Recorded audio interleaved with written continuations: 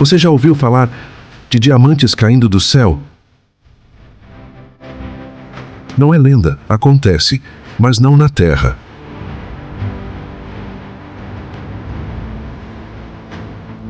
Em Urano e Netuno, o metano é esmagado a 8.000 quilômetros de profundidade. Carbono vira diamante. Bilhões de quilates chovem como granizo, em oceanos de hidrogênio líquido.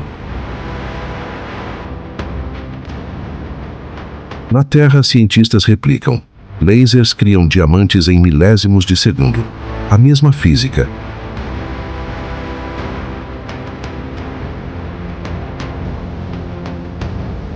Então sim, diamantes caem do céu, só que a 3 bilhões de quilômetros de distância.